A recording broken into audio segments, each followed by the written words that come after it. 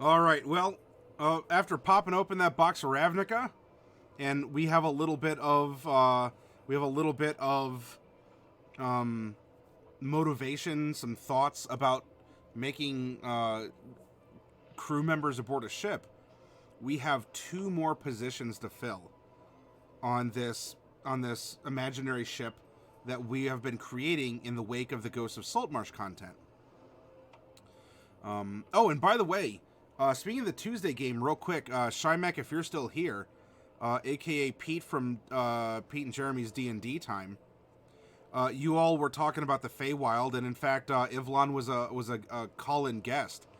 The Fomorians have been featured in the Tuesday campaign, and I do just so happen to keep a Fomorian eye on next to me. So if I ever do need to roleplay one, then I have the capability of doing so quite easily on camera. Because sometimes a little prop like this helps out tremendously when you want to, set a villain or an NPC apart, or otherwise make a really good impression.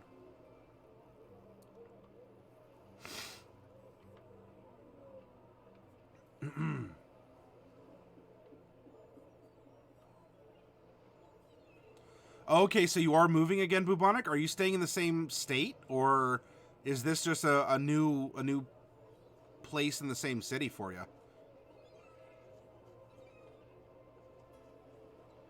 I made you jump. Well, you're welcome, right? I mean, hey, if you all are hanging out and you're here for the entertainment, I want you to be entertained, which could include giving you a little bit of a jump scare. And I'll tell you, pulling off a jump scare in D&D isn't as easy as something like Five Nights at Freddy's or other things like that.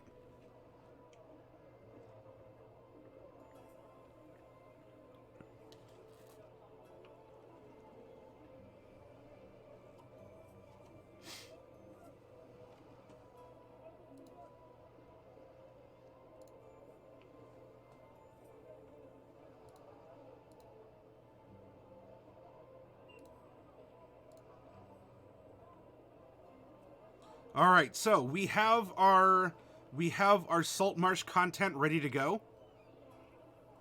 We have a blank character sheet. We have now we have used the 4 custom the 4 new backgrounds introduced in Ghosts of Saltmarsh. So for these next characters, we are going to roll them as another background, one out of the player's handbook, that has a Saltmarsh twist to it. So I won't be opening up all the backgrounds, but I will be opening up the player's handbook ones, because as you'll see, these are... Yep, this is on page 29. They are given a bit of a twist or a guidance. How would a Saltmarsh charlatan act? Or a Saltmarsh folk hero? Now, we already have our fisher, our marine, our shipwright, and our smuggler. Oh, okay, not too far away, Bubonic.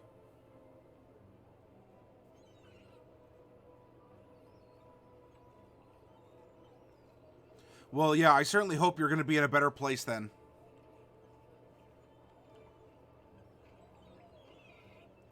There are many backgrounds, Shukan, yes. Oldport Media says, personal favorite is the party has been continuing for a while. One of the players hasn't spoken up for a while. Players turn around, gone. Usually works on the squat races. Gets the party every time.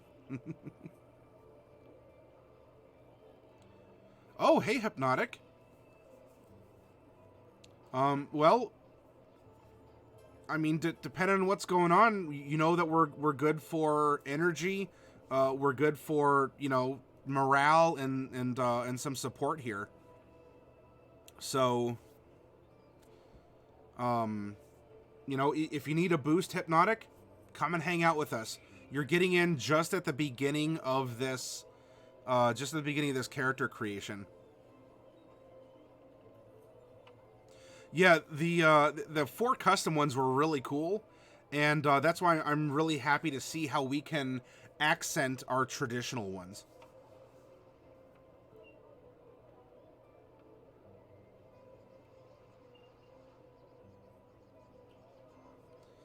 The Black Wolf, that's fine.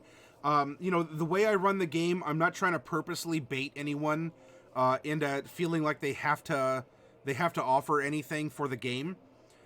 If you do, it's voluntary, and it's because it'll have a fun effect in some way that you would like to have an impact on the game. And of course, you know, for the prompts that everyone provides for what they'd like to do, this is... I don't change the game for it, so to speak, but what I do is I consider your request, and in the context of what the game has going for it, or what it could, feasibly, without seeming like I'm completely shifting the course of the game, I incorporate your things. And sometimes it's more subtle, sometimes it's very obvious.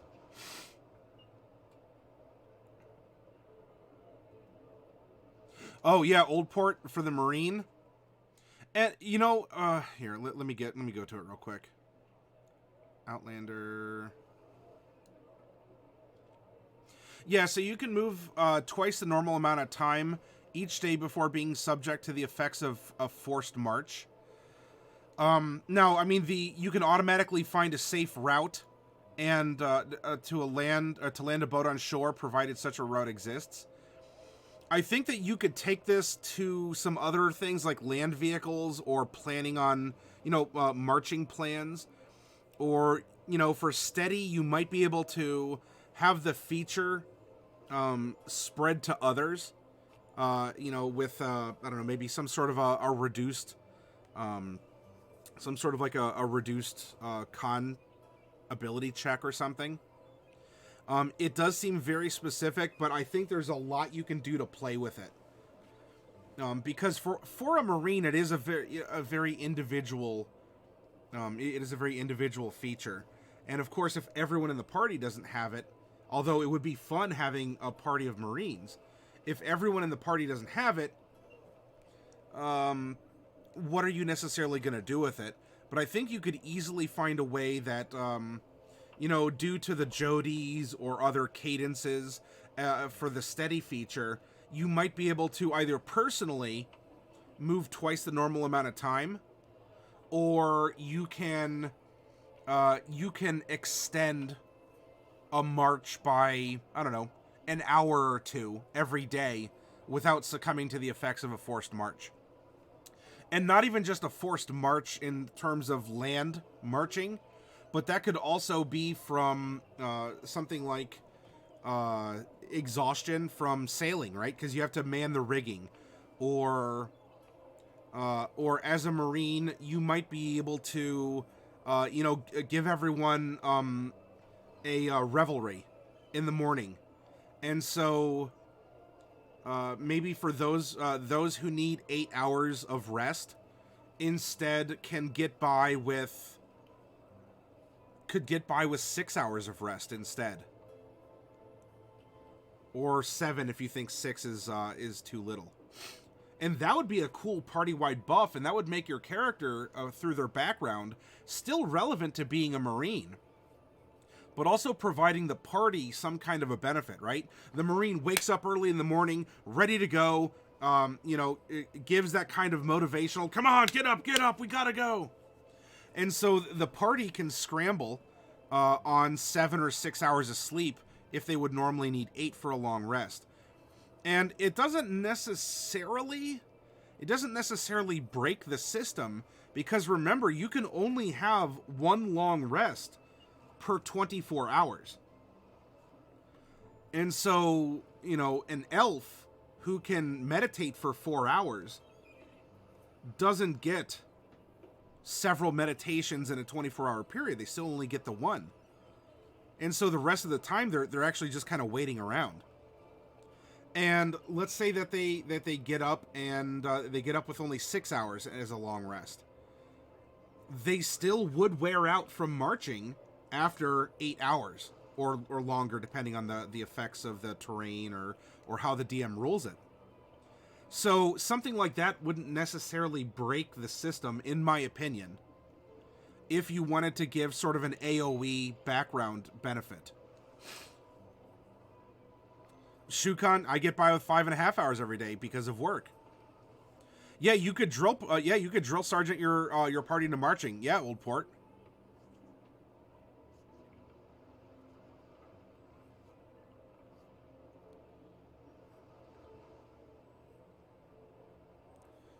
Yeah, and Bubonic, I know you wanted those ages. I haven't been able to sit down and get those to you yet, but I haven't forgotten about it.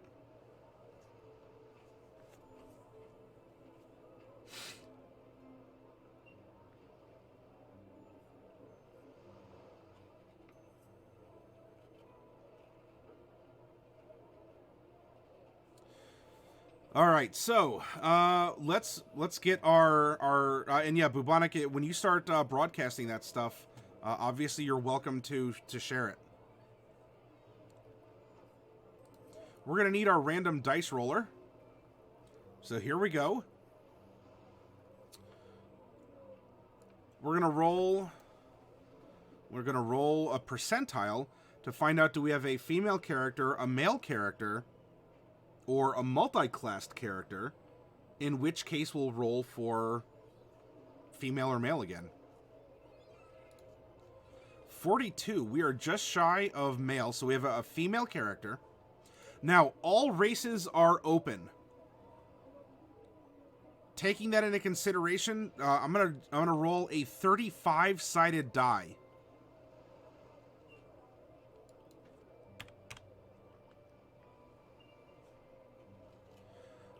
We did make a Loxodon last week, and so there's a chance that we could get Loxodon again. So I'm going to roll the 35-sided die, and we're going to find out which race our character will be. 6. A Dragonborn.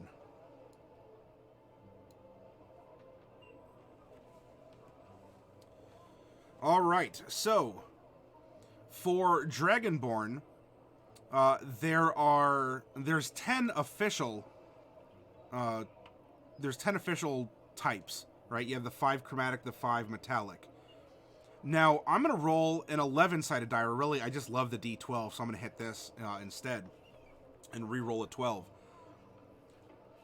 If I get an 11,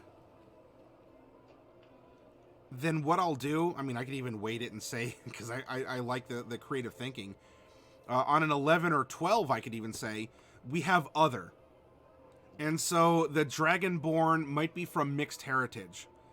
Maybe we have a Dragonborn with brown scales, or orange scales, or cobalt scales, or purple, or carbon, or things along those lines.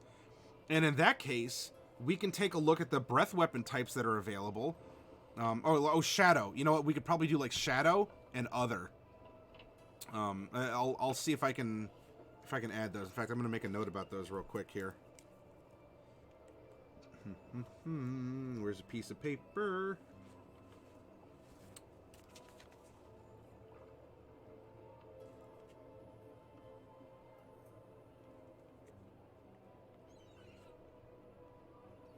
There we go. All right, note to self. So there we go. We'll do that. 10 classic. On an 11, it's a Shadow Dragonborn. On a 12, it's something else. Purple, do we want to give him a psychic breath weapon? Oh, Creativity Live. Thank you very much for the follow. Crystal, hey, Coffee Cat. Welcome. I hope you slept well. Now, there's no rules for a psychic breath or a necrotic breath Shadow Dragonborn or anything like that. This is just me as a DM saying, you know what? You have a Dragonborn, have fun with it. You know, be kind of flexible, explore what's out there. Because, oh, hey, crowdfunded. I slept like butts, but it's whatever.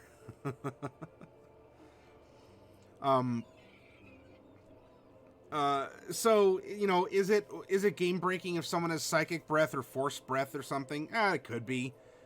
And so really it's the discretion of the dungeon master. But to have a little bit of fun here, why not include that?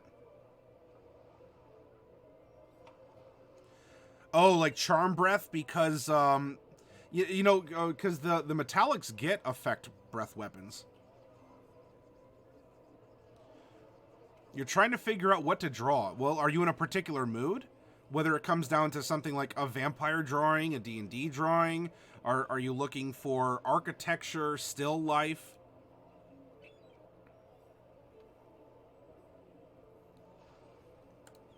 Four.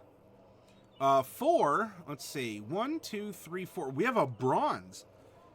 We have a bronze Dragonborn, which I believe is the metallic dragon that enjoys the water. So the bronze and the blue are kind of the two sides of their own same coin.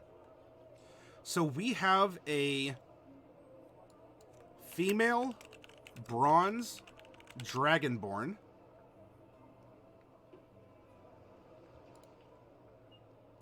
We're going to use the balanced odds for the alignment,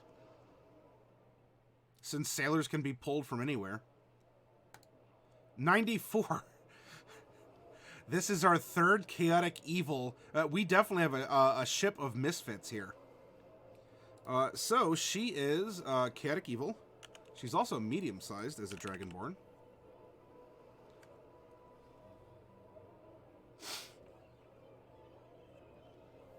For a 4DX movie? What is 4DX movie, Hypnotic?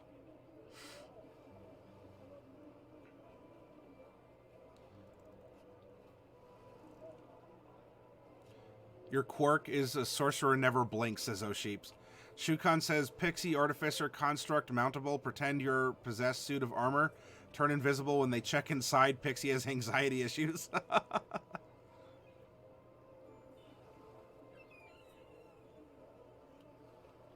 Oh, gotcha. All right. All right. I get you now, Hypnotic. That's a cool idea, Shukan. Oh, Sheeps, if you want another interesting quirk, if you play, maybe a Dragonborn or a Lizard Folk or some other reptile. I mean, depending if that reptile has eyelids or even if they don't. Some reptiles, or I guess even like frogs, some amphibians, will lick their eyes to keep them moist. And that could be an interesting trait for your character as a reptile or amphibian, where instead of blinking, they actually just lick their eyes.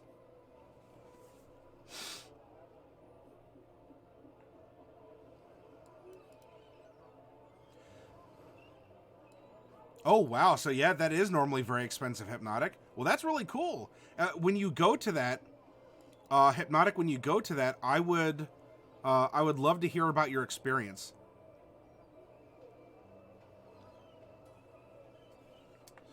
All right. Next up, let's roll percentile to find out at which level we're going to generate this character. We rolled a 98, so we're generating a level 20 character. That means that we are going to get, well, some classes get more. We're going to get at least 5 ability score improvements that could be replaced by feats if your dungeon master allows for it. Let's find out if we're going to do that. Nope. It's just all ability score improvements. Now, for our background, we are just going to be using the player's handbook for backgrounds. So, in the player's handbook, if you expand everything out, for example, the gladiator is kind of a sub background from entertainer.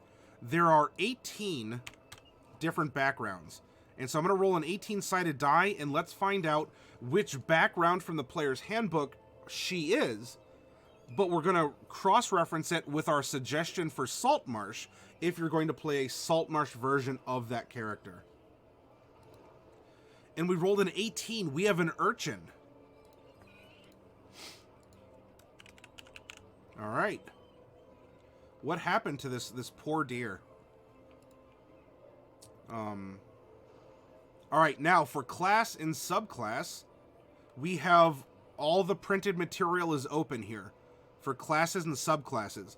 So I will now roll this golden D12, find out the class, and then we'll determine the subclass on that.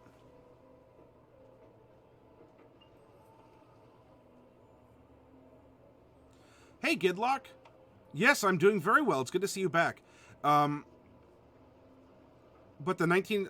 so for something like that, Shukan, I don't necessarily mind, but then if I get 3 different suggestions from 3 different people in chat, I would still be randomly rolling anyway, I suppose. I'm not opposed to suggestions like that, but if you can help me figure out the mechanics to it, otherwise, just to keep things kind of moving along, or to make sure that we're staying in the boundaries of random number generation.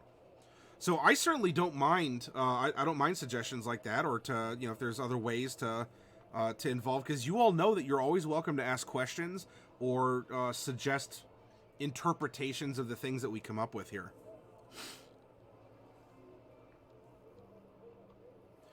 Old Port. Oh, Old Port's getting the feeling we're going to get a second Wild Magic Sorcerer. Let's find out. Hey, GM Vault, welcome, welcome. O'Sheep says she's a human that discovered she had old dragon blood. So maybe she's, you know, maybe she's more human in appearance, but she has some reptilian features. Like maybe like some Sheena scales, or slitted eyes, or the fact that she's always licking her own eyeballs. That's a dead giveaway. You might have a Yuan-Ti, a Bullywug, a Lizard Folk. All right, let's hit the golden D12. 10. 10 is a sorcerer. Uh-oh. Uh-oh. Sorcerers. We have 5 different sorcerers. Now, Storm is listed twice because it's in 2 different supplements. But I'm only going to roll 1, 2, 3, 4, and 5 to find out which kind of sorcerer we have.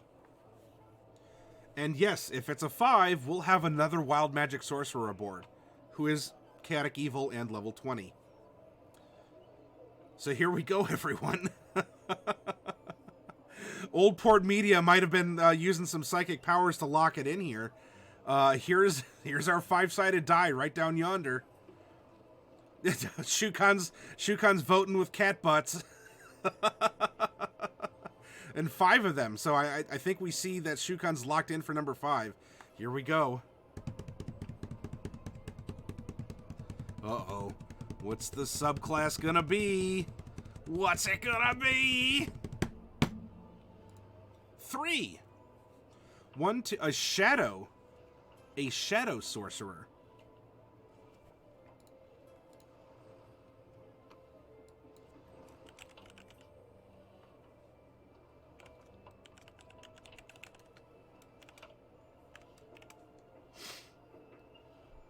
Rigged.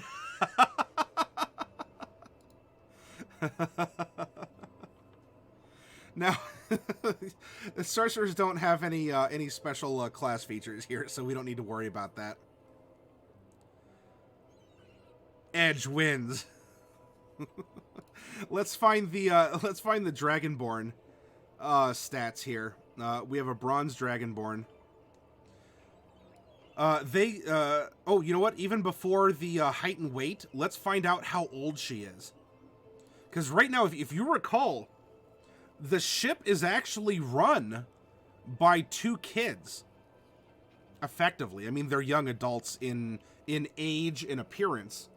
Maybe not by their own cultural standards. Remember, as presented in the player's handbook, elves are adults at 100, but they would look like an adult at the same rate a human would look like an adult. Right? So they're not toddlers for 30 years or anything along those lines.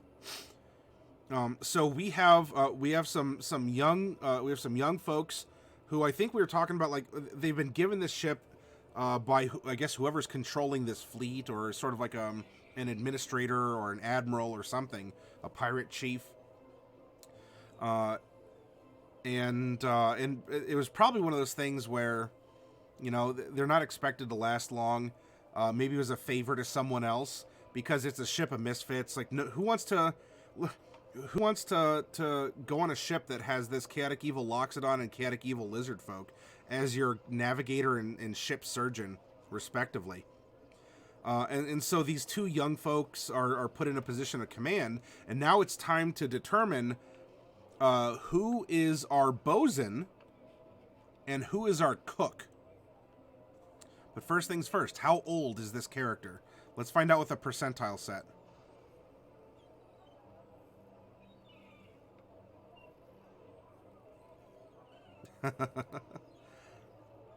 We rolled a 4. We have a child prodigy.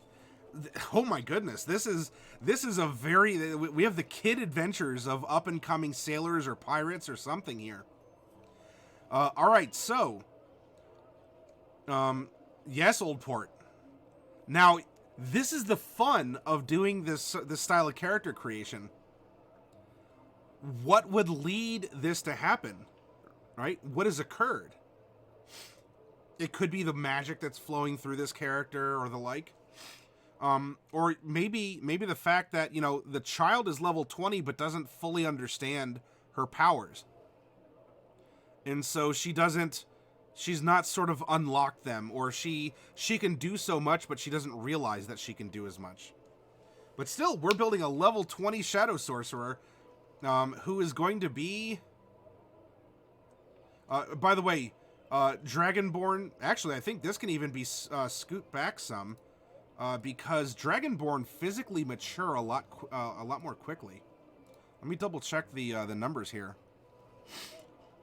Young Dragonborn grow quickly. They walk hours after hatching, then attain the size and development of a 10-year-old human child by the age of 3.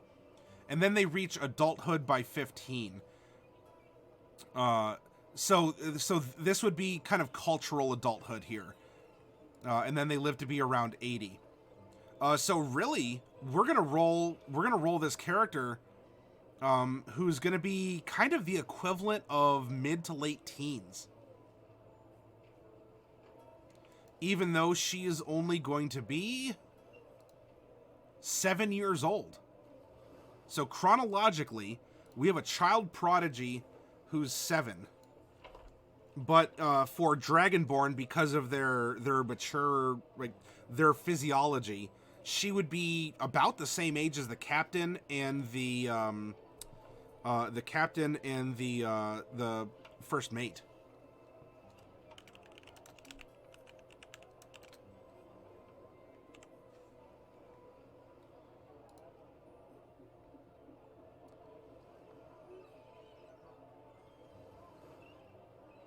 Oh no, I haven't. Shoot, you know, ShootCon, I have to update that.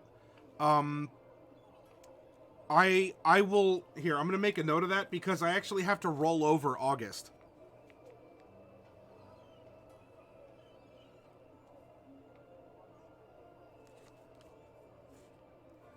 That was something I meant to do before going live. All right, now, if we're talking adults, this is our base height and our weight modifier. I honestly think that this can come down a little bit for a base height. Or really, we could probably do something like... we could probably roll a D4.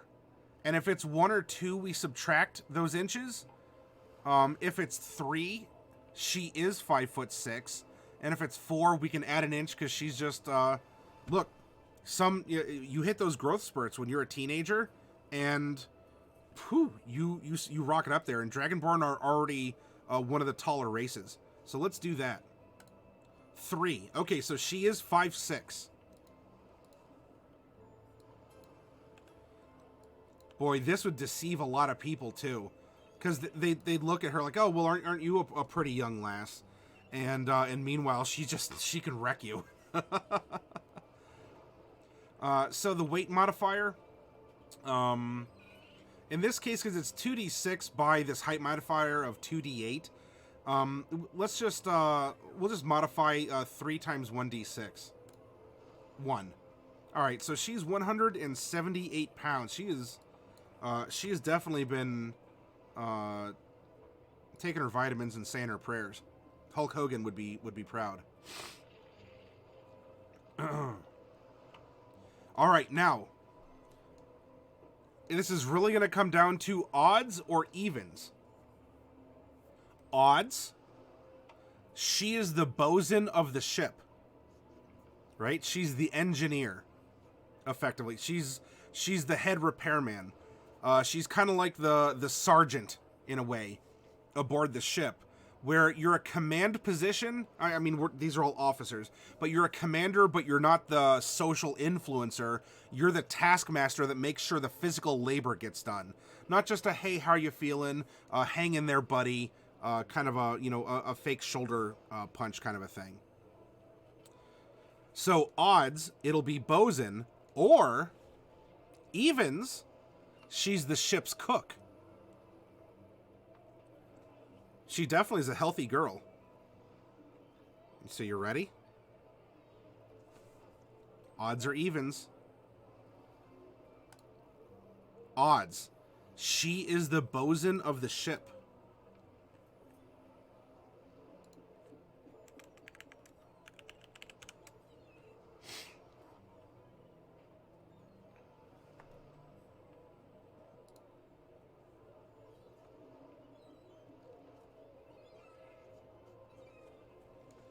Yep, she's the taskmaster. She's also the engineer. She's the one who fixes the stuff that breaks.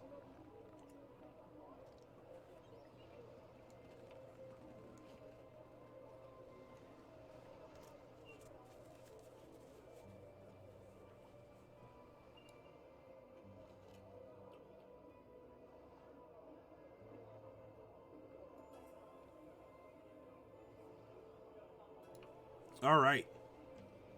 Now, it is time to build the character. Hey, Neo Realms, welcome!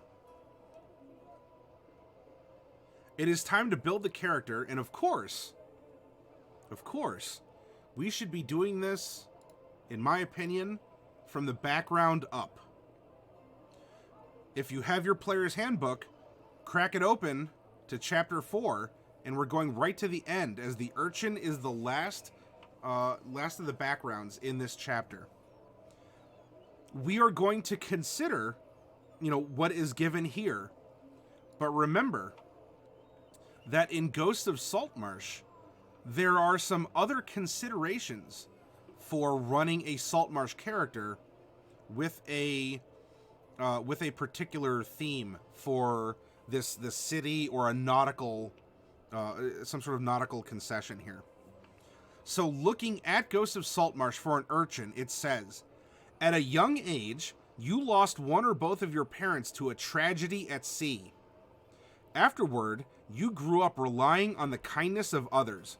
More important, the years you spent living on the streets have imparted to you the skill to sneak unobtrusively, overhearing gossip and witnessing scenes that others would prefer to keep secret.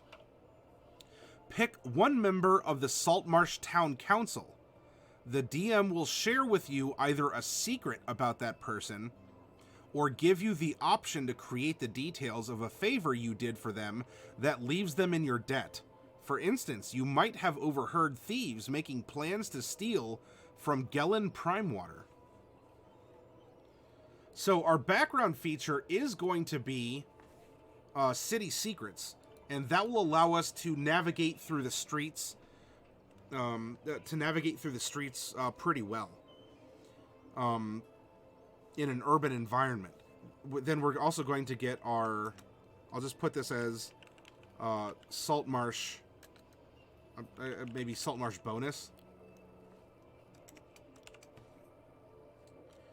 We know a secret about an important NPC, or that NPC owes us a favor for a job we did. And our background feature is City, C-I-T-Y, City Secrets.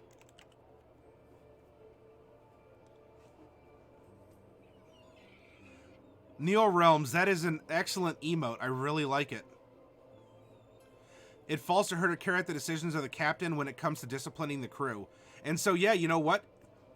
As the bosun, we have the captain, the first mate, and the bosun. So you have the king, the right hand, and the left hand, who are, in this case, sort of upstart kids, who have been given this task to run a ship.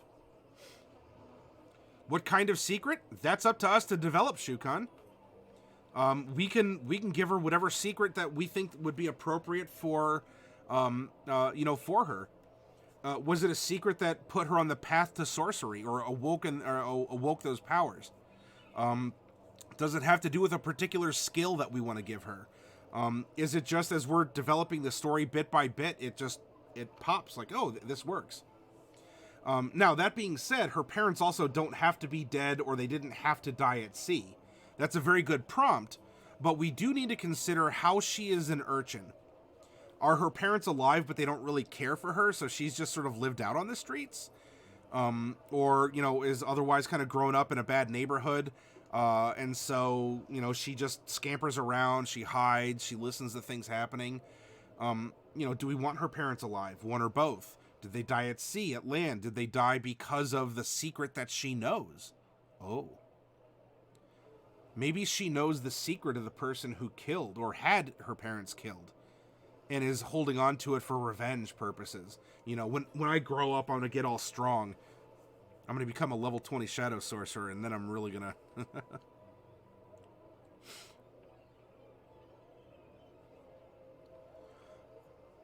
The secret is she dyes her hair. Well, considering she doesn't have hair, that's an excellent secret.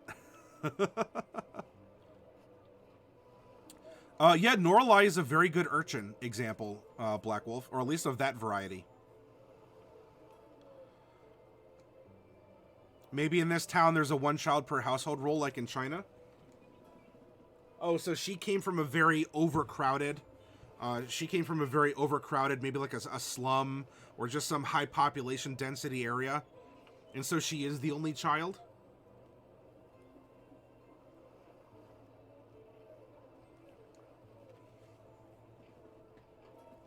We can make up elements like that.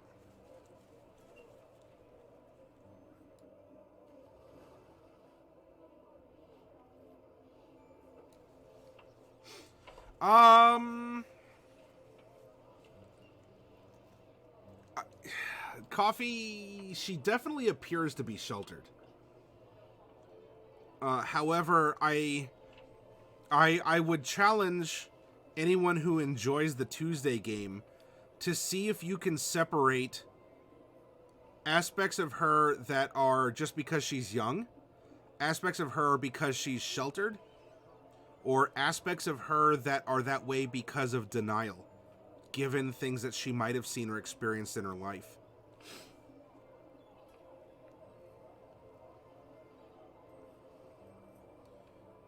You like the one child idea, but she was, so she was born as a second child, and so she was abandoned. Well, we're going to continue to explore her personality, and we could probably get some good prompts. So keep the brain juices flowing, everyone. All right, we're going to learn sleight of hand and stealth as an urchin. We're going to have tool proficiencies with a disguise kit. So actually, hey, she does have hair. She has wigs and such. But I don't know what you're going to do about the snoot. A disguise kit and thieves' tools are going to be tool proficiencies. Equipment. A small knife. Now, as a DM or as a player talking to your DM, is a small knife something like a pocket knife that may mechanically, I don't know, deal 1 hit point of damage, or it's just really a letter opener, or it's not even a real knife, it's like a wooden knife, it's like a toy or something? Or do you want to treat that as a dagger? It's up to you. It might not hurt to give her a dagger. Maybe it's like a sentimental one that has some sort of value.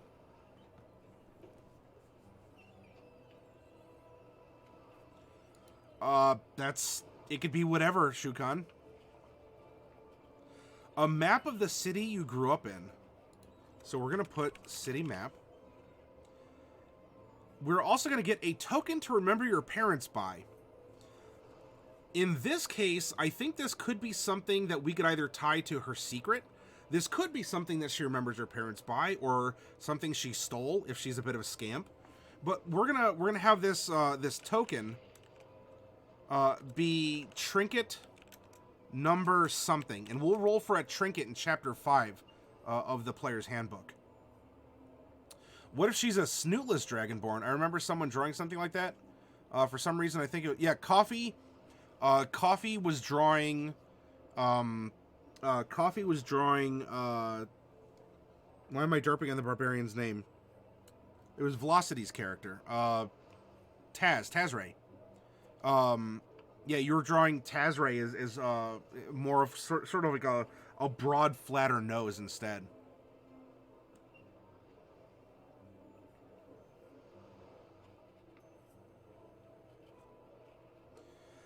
Now, something else then to consider would be almost like a... Well, you know what? Let's roll up her personality traits real quick. We're also going to have some common clothes and a belt pouch that has 10 gold in it. That's her life savings. We already gave her her feature. Now let's explore her personality.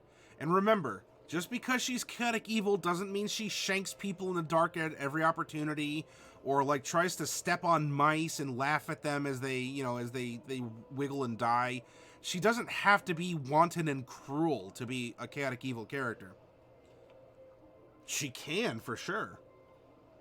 But this is more impulsive, or just, shifting moods. And evil can be more selfish.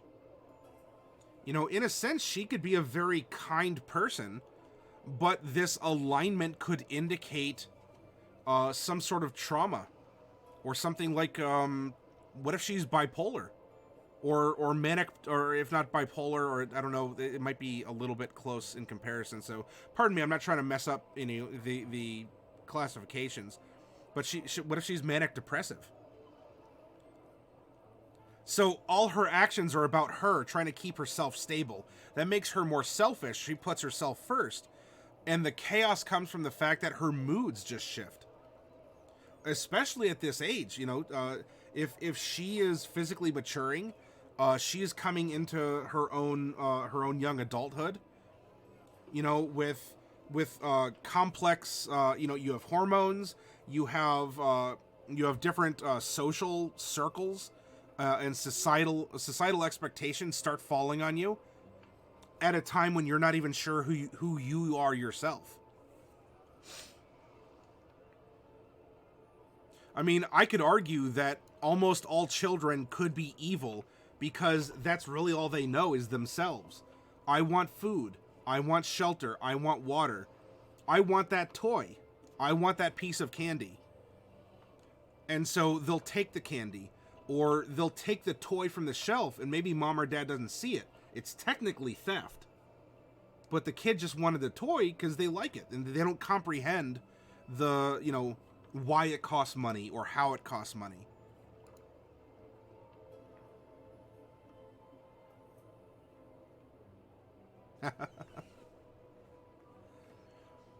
Now, her 2 personality traits, we're going to roll a 2d8 and then 3d6. 7, 8, 1, 5, 6. 7, 8, 1, 5, 6. 7, 8, 1, 5, and 6. Now let's explore her personality.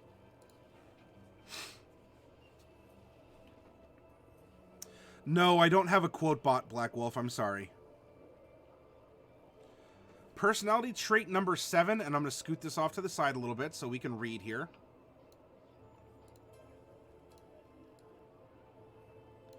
Personality trait number 7 reads, I don't like to bathe. Does she want to color or cover up the color of her scales? Or does she not like to bathe? If it's not because of her scales themselves, as she is a metallic Dragonborn, is it because she, for stealth purposes, she doesn't want to shine? Is she honestly just a ragamuffin? Is there something that happened where she hates the smell of soap because it reminds her of the bad times and the bad people, and so she avoids that? These are prompts. These are things for us to think about. Let's develop this character and make her a living, breathing extension of our imaginations. And her personality trait number 2 is, I bluntly say what other people are hinting at or hiding. Doesn't have a lot of tact. You know, she'll come up and, you know, be like, yeah, dude, she totally wants you. Why don't you just go on a date or something? I mean, that's a very PG way of putting it. She growing up where she had, it's probably a little bit more, sailor talk than just that. But she's very blunt. And you know what? That can work out very well for a Bosun, as she goes around and sort of, she sort of like bullies people as this sort of like tough, like shadow sorcerer 13, like the equivalent of like a 13-year-old girl, telling people that they got to get back to work. And I just love imagining her walking the decks, making sure that people are doing things. Vulgar. There we go. Yes. She definitely has been exposed to vulgar things in her years, as a part of, you know, kind of living or growing up where she has, or doing what she's done. All right, now her ideal is number 1, respect. All people, rich or poor, deserve respect. Yes, this does say good in parentheses after her ideal, and yes, she is a chaotic evil character. It still works. Just because she has these personality traits, or is chaotic evil, doesn't mean she can't respect other people. Now, her take on respect could be different. For example, she respects people by speaking to them bluntly. Look, we're aboard a ship. This is life or death. Or, you know, you gotta know when something needs done. I respect you. I respect your work. Now get to it.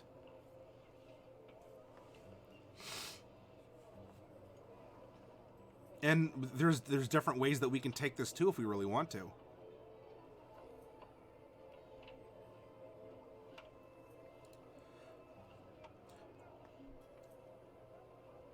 It does. I mean, a sign of respect is definitely... Oh, thank you, Black Wolf. A sign of respect is to be able to talk openly to someone. I respect you, so I'm going to call you out if there's a shortcoming.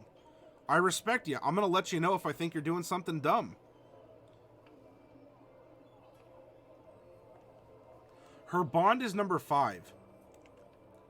I escaped my life of poverty by robbing an important person, and I'm wanted for it.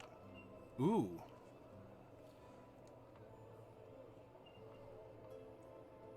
I wonder if this doesn't now collude with our captain.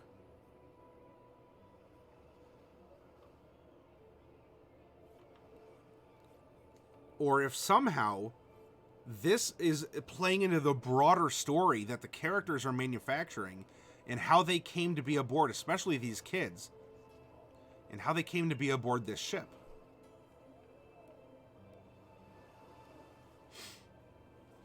Now, we're probably not talking a giant galley with 200 people aboard. We're probably talking something a little smaller. Maybe like a cargo ship or something, like a keelboat. We can take a look at some ships also. Because you know what we can do on this in this week? We can build a ship. We've done it before. We'll do it again.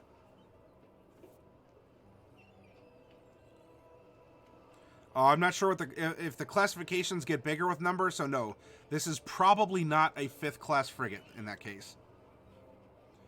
This is probably something more. There might be like 10 or 20 people aboard, and is probably not a warship. Especially if we're going off of, this is kind of this was a ship of misfits, kind of maybe last chancers or people who, kind of do the dirty work. In a sense, this could almost be like a Black Lagoon. If you've seen the anime Black Lagoon, we might almost have a company like that with these characters. And lastly, her flaw. Her flaw is number 6. People who can't take care of themselves get what they deserve.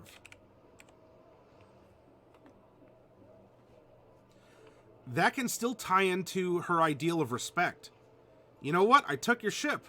Apparently you got to be stronger. Thank you for it. She said thank you, right?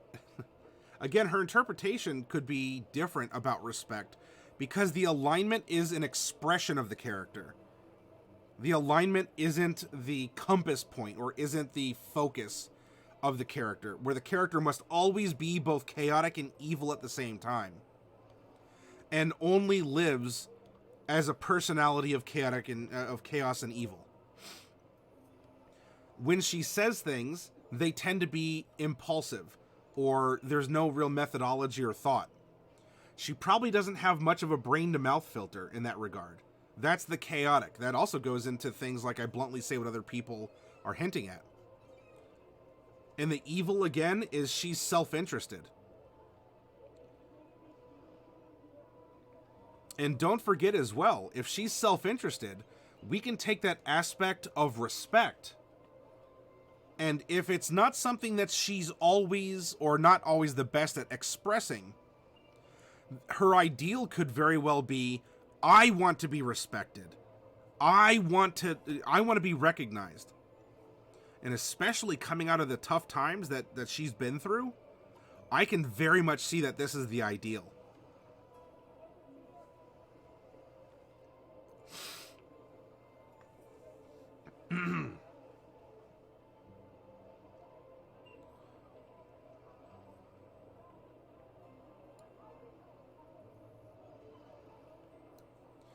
All right, looking at Ghosts of Saltmarsh here.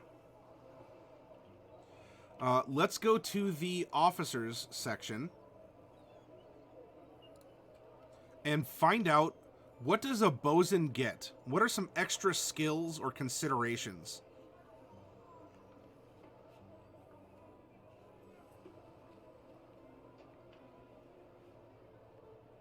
Yeah, here's a keel boat, and we'll look at this stuff here a little bit later in the week. Or I'm sorry, this is the keel boat right here. Keel boat, longship, etc.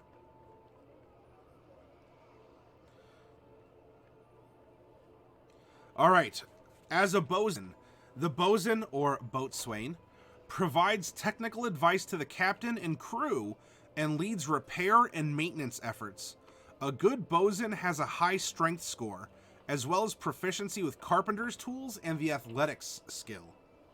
So I'm going to make sure that we're focusing on strength as a primary for our sorcerer here. We're going to get the athletics proficiency and tools, carpenter's tools. Pardon me. Now, the way that you as a DM want to do this, it's up to you. You don't have to provide these extra things on top of a background already. I would suggest you could, because officers are sort of the cut above an average soldier with more tools or skills at their use. And I don't think it really breaks the game per se if you have a special character like an officer to give them these couple extra bonuses, especially if that character is going to do what I'm doing and I'm meeting the consideration halfway. If I'm going to give her these extra goodies, I'm going to make sure that she's going to be competent at her job, as a lot of times using carpenter's tools is going to require an athletics check, or a strength check, I mean. Or if she's doing some other things in order to try and repair the ship or hold stuff together, she's going to need athletics, which is going to require a good strength. So if you do this differently as a DM, or you could even turn the role of officer. All of these could almost be 6 other backgrounds, in a sense. You can do that too. So just consider, how you want to run it, what you propose to your DM or DMs if you think that this will impact your game favorably or unfavorably. A schooner is a small trading ship, galley with marines on board. Yeah, so we'll look through the different hull styles and come up with something. Mordecai as a bosun for the Tuesday game may have been a bad idea. Well, hey, we'll see. Because this was a role that was kind of thrust onto you here. And so this might be a good opportunity. He's a tinkerer as well. So you have to approach things differently. There are carpenter's tools, and you'll probably, in many cases, need to use something like strength to represent you hauling lumber or metal or flesh or some other supplies around to try and make repairs. But you do have the ability to tinker, and tinkering would be probably more of an intelligence or dex-based skill set.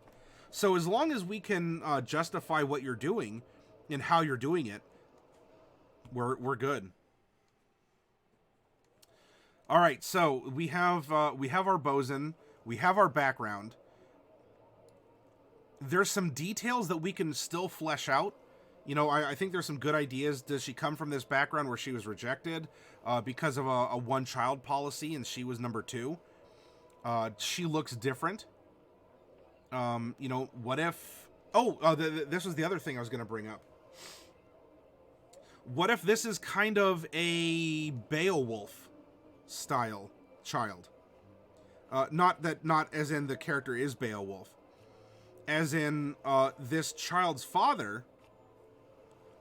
went out, well, in this case, to sea, and met a bronze dragon, or just other Dragonborn, if we want her to look more humanish. So we have a human and a Dragonborn, so it's like, 3/4 human, 1/4 dragon. Ended up siring a child. Or I mean, this could be the mom, too, if we want.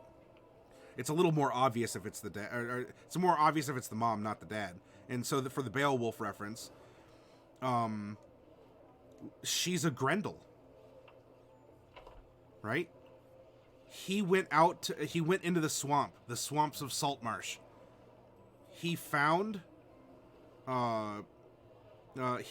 this monster that lives out there, and was seduced by it, or at least that's what he'll say.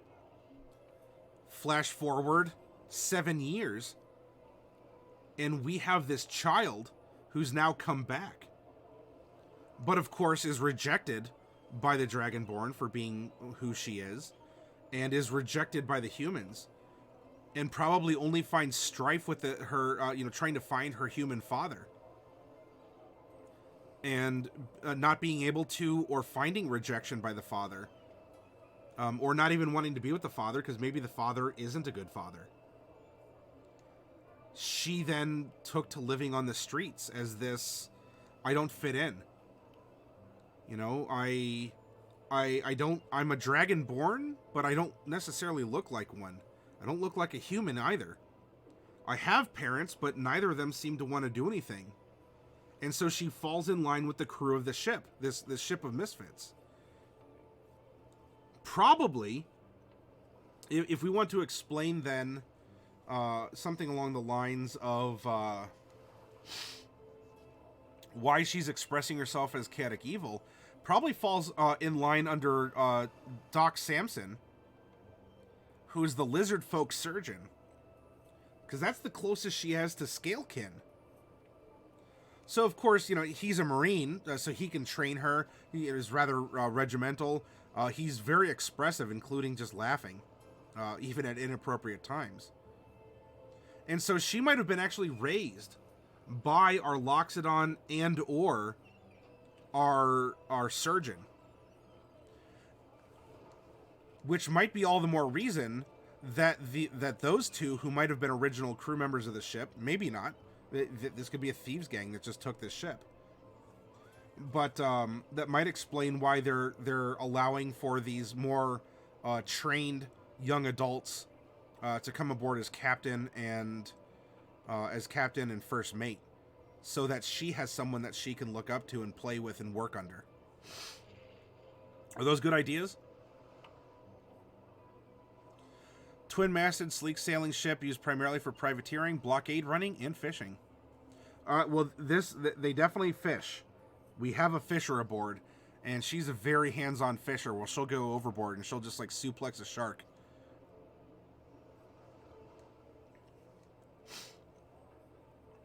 All right, so now, as a Dragonborn, let's head back to the player's handbook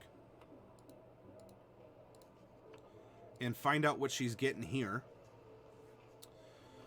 Our strength score increases by 2, and our charisma score increases by 1. So I'm going to drop those in. Let's see, we have a base speed of 30, so 15 climb, 15 swim, 0 fly. We have Draconic Ancestry. Our breath, weapon, and damage are determined by that. We're also going to be able to speak Common and Draconic. From the race, we're going to have our breath weapon, which as a bronze dragon is a 5 by 30 foot line, dex DC of something, and we'll calculate that because it's based off Constitution. At level 20, this is 5d6. 5d6 lightning save for half. We're going to have lightning resistance. So I'll fill that in the bubbles up here. Whoop, that's... There we are. In the bubbles up here. The Fisher is the Loxodon that we manufactured, Shukan.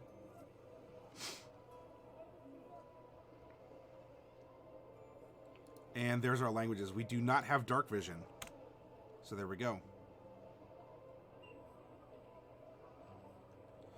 Okay, now we're going to build a Sorcerer. We're going to do Sorcerer first out of the player's handbook. And then I forget which supplement that the Shadow Sorcerer is in. I think is that Xanathar's? Can someone confirm that for me real quick? But then we'll go to that source book and tack on her Shadow archetype. What she gets from that. So, congratulations, level 20. Her proficiency bonus is +6. She is going to be getting sorcery points. She's getting 20 sorcery points. RPG, hey, thank you very much. It is Xanathar's. Yes, we rolled that we're making her a level 20 character, Shukan.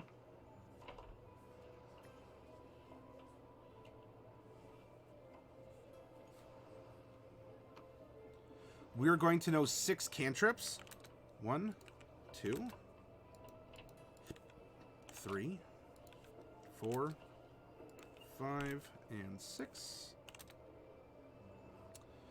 Our spells known are, yeah, so we'll get to that here. But we have 4, 3, 3, 3, 3, 2, 2, 1, 1.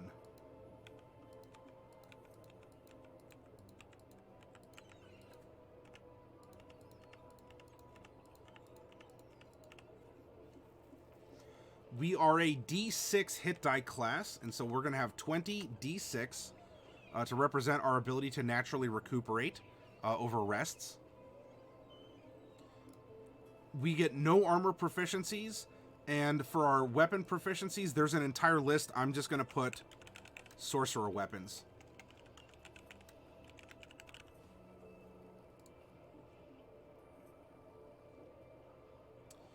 Her saving throws are Constitution and Charisma.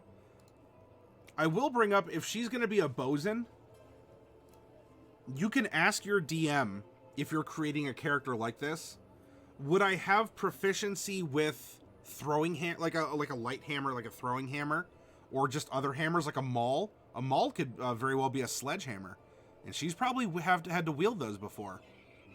And if she does, do you want to replace other weapon proficiencies that are in the list?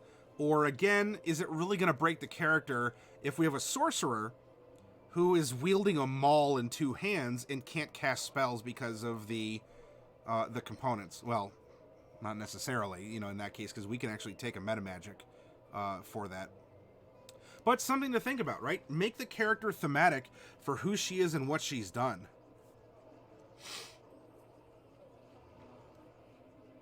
Our skills, choose 2 from Arcana, Deception.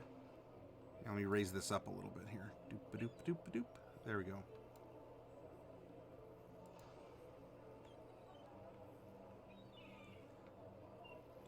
Arcana, Deception, Insight, Intimidation, Persuasion, and Religion. So some things to keep in mind. She's a bosun aboard a ship. I mean, she's a sorcerer, and what led to her sorceress awakening. I don't like to bathe. I bluntly say what other people are hinting at or hiding. I think this is leading to intimidation. I think she could intimidate the tar out of you. And she'll do it with respect. I escaped my life of poverty by robbing an important person, and I'm wanted for it. So we have sleight of hand and stealth. But could perhaps deception have played into that as well? Could be. People who can't take care of themselves get what they deserve. I'm not sensing that she's extremely religious in study or persuasive. I think deception and intimidation are going to be her 2 skills. If you have another idea, though, I mean, hey, throw it out. Let me hear your thoughts on this character.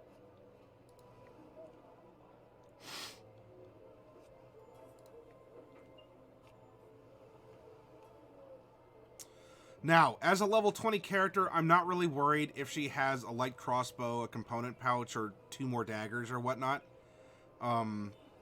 That's... In generating a character of this level, it's not going to matter. I mean, she already has kind of a limited set of weapons anyway. We already gave her a dagger. I mean, just throw a light crossbow and that's fine.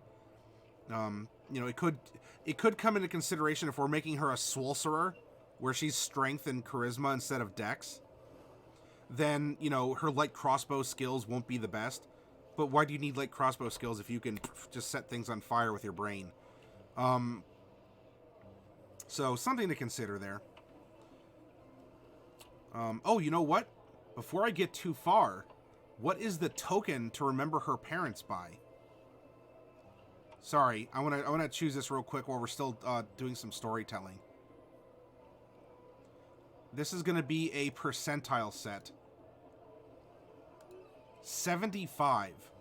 What is token number 75?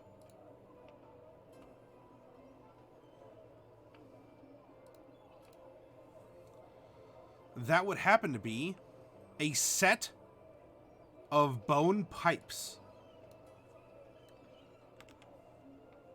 Now, how is that something that she remembers her parents or a parent? Or a caretaker, if not parents. A set of bone pipes. Is this like a pan flute of phalanges? Is this bagpipes made with a very large bladder of a creature and hollowed out bones where, the marrow was sucked out and the bones were preserved hollow? Are they avian, where they're naturally hollow anyway?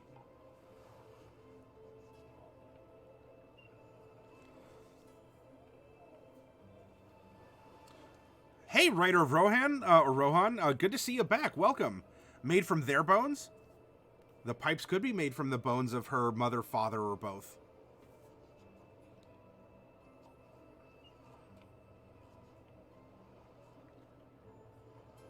Remember, we kind of have a tale of Grendel with her going on.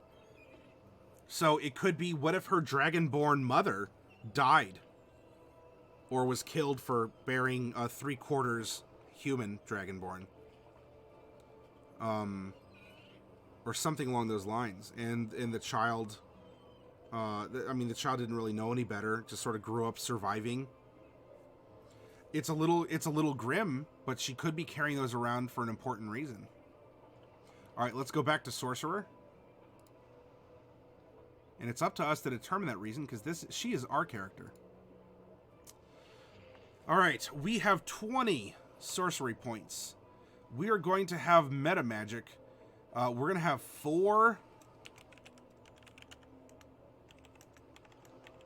meta magic abilities to conjure our spells. And we'll choose those in a little bit here. And then we're going to get our capstone of Sorceress Restoration.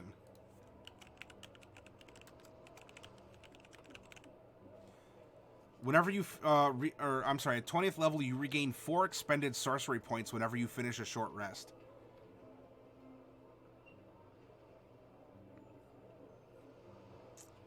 So, given they love to adventure, and this way their spirits can continue the journey. Ah, hey Grimvex, welcome. Who said the bones are from a dead person? Ah, so Shukan is the pan flute just the hand of someone who is important? Or if not hand, then, I don't know, an arm or something along those lines. Let me get your ideas. Throw them out there. You all are being really creative with this. And that's true. Who said that the bones have to be from a dead person? So let's see. Given the fact that she has been raised as a bit of a sneak, she's had to scrimp and survive, I would say that subtle spell would be a very important meta magic for her. Especially if she can cast without any verbal or somatic components, she can actually have her hands full in that case. What are some other aspects of her personality here? I don't like to bathe. I bluntly say what other people are hinting at or hiding. All people deserve respect. I escape my life of poverty by robbing an important person, and I'm wanted for it. People who can't take care of themselves get what they deserve. Alright, so these last two, the bond and the flaw, really are this position of power, right? People who can't take care of themselves get what they deserve. So I'm thinking perhaps something like heightened spell, where she manifests an effect on someone.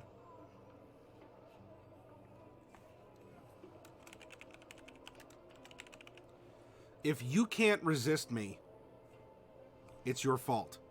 If you can't get out of the way of my fireball or whatever we give her, probably lightning, because that's what she does. If you can't get out of the way of my lightning bolt, that's on you, not on me.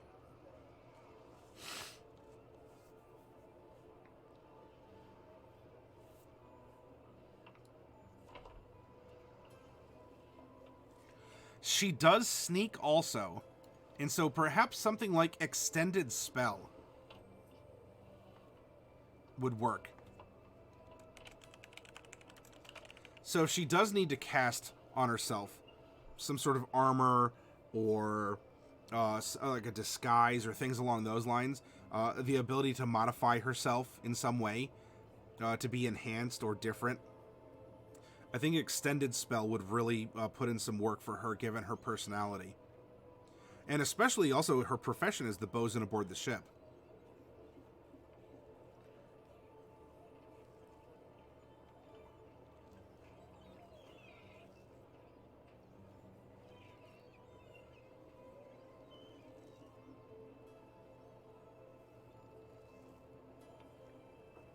And lastly,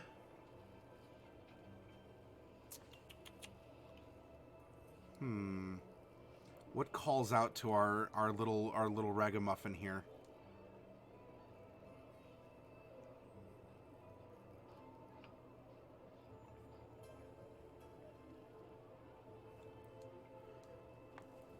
I escape my life of poverty by robbing an important person. Respect.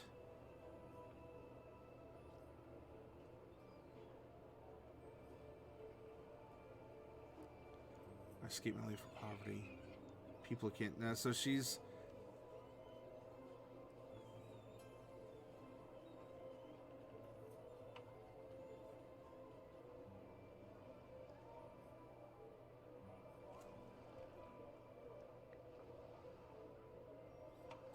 Quicken spell, then, perhaps. If she's in a pinch and she needs to get something done because the ship is damaged, or she finds herself in the middle of a firefight or a bar brawl or something like that, I think Quicken spell would work.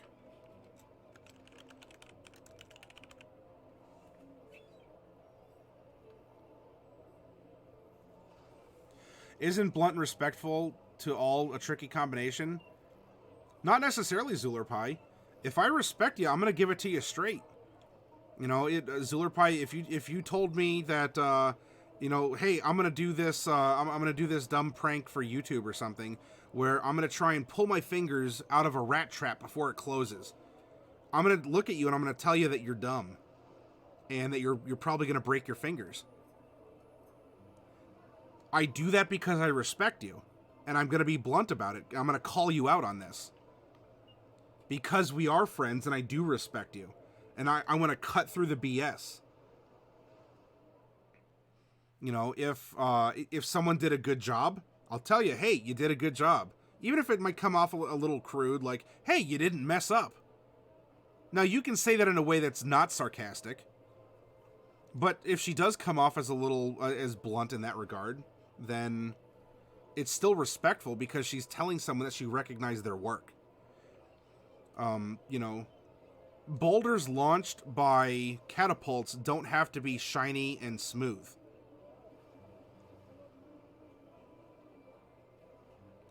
Exactly. Exactly, Shukan.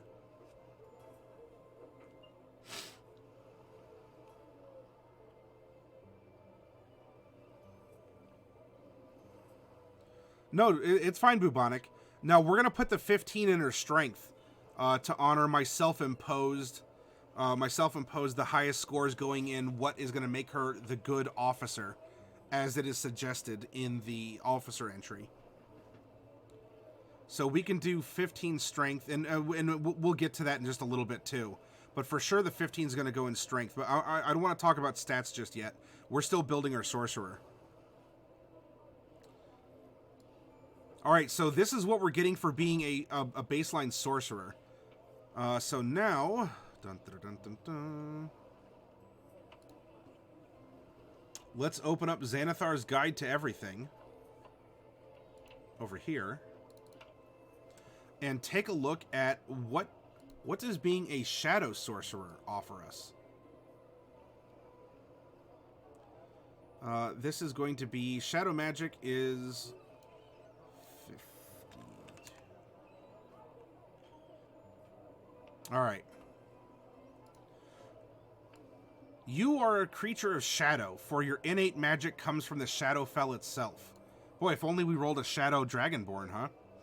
You might trace your lineage to an entity from that place, or perhaps you were exposed to its fell energy and transformed by it. The power of shadow magic casts a strange pall over your physical presence. The spark of life that sustains you is muffled, as if it struggles to remain viable against the dark energy that imbues your soul. She's Wednesday Addams, just as an orphan. At your option, you can pick from or roll on the Shadow Sorcerer Quirks table. Of course we're going to roll. All right, our Shadow Sorcerer Quirk. We're gonna drop that down here. Shadow Sorcerer Quirk. It's a D6. Number 1. You are always icy cold to the touch.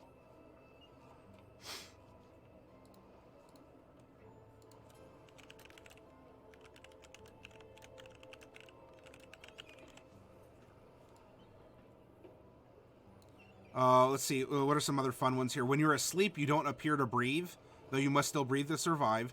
You barely bleed, even when badly injured. Your heart beats once per minute. This event sometimes surprises you. You have trouble remembering that living creatures and corpses should be treated differently. And number 6, you blinked once last week.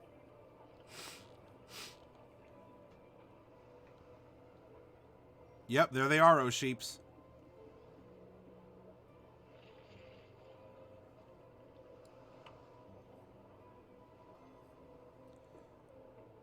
No, it's fine, Zulerpie. I'm not a tyrant in regards of having these observations that counteract something that I present. Because we all think differently. And you could very well present something that, even if I'm optimistic about it, you can point it out and say, I don't know, I think that'd be really tough. I'm just not getting it. Which is absolutely fine.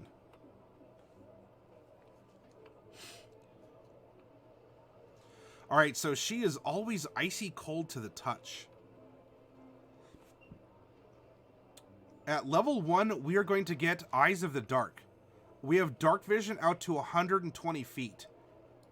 So we have we have 2 people who have no dark vision, and our other 3 now have 120 foot. I think everyone is this is feast or famine, if I recall correctly. When you reach 3rd level in this class, you learn the Darkness spell, which doesn't count against your number of sorcerer spells known. In addition, you can cast it by spending 2 sorcery points or by expending a spell slot. If you cast it with sorcery points, you can see through the darkness created by the spell. So we're going to put down here, this is a level 2 spell, Eyes of the Dark. So we are going to get Darkness as a slot or 2 sorcery points.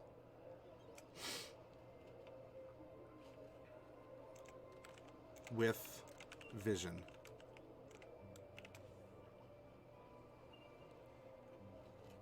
Guess while I'm here, hang on real quick. I'm going to do this anyway, so I might as well get it done. 3, 4. Whoop. That's 6. 4, 3, 3, 3, 3, 2, 2, 1, 1. Alright, now let's go back up to the top. So there's Eyes of the Dark, Strength of the Grave. Starting at 1st level, your existence in a twilight state between life and death makes you difficult to defeat. When damage reduces you to 0 hit points, you can make a charisma saving throw. On a success, you instead drop to 1 hit point. You can't use this feature if you're reduced to 0 hit points by radiant damage or by a critical hit. After the saving throw succeeds, you can't use this feature again until you finish a long rest.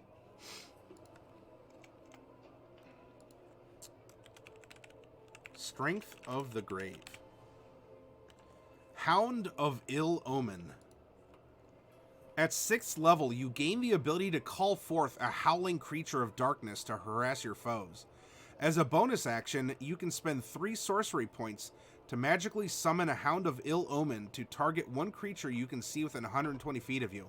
The Hound uses the Dire Wolf statistics with the following changes. Alright, so this is Hound of Ill Omen. 3 sorcery points. At 14th level, we're going to get Shadow Walk.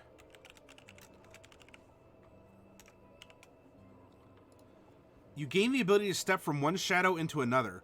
When you're in dim light or darkness, as a bonus action, you can magically teleport up to 120 feet to an unoccupied space you can see that's also in dim light or darkness. Hey, that's really good for patching up a ship hull in the dark.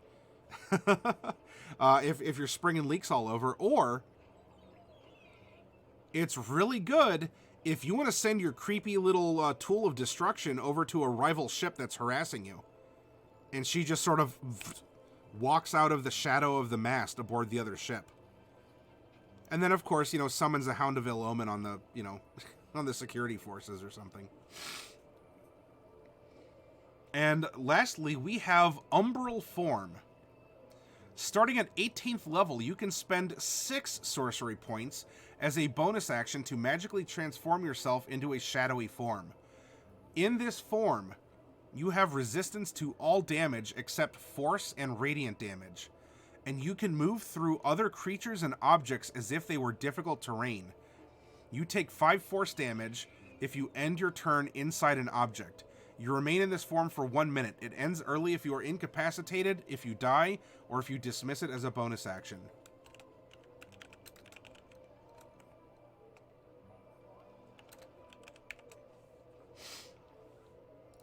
Yes, so we have Wednesday Addams as the ship's bosun here.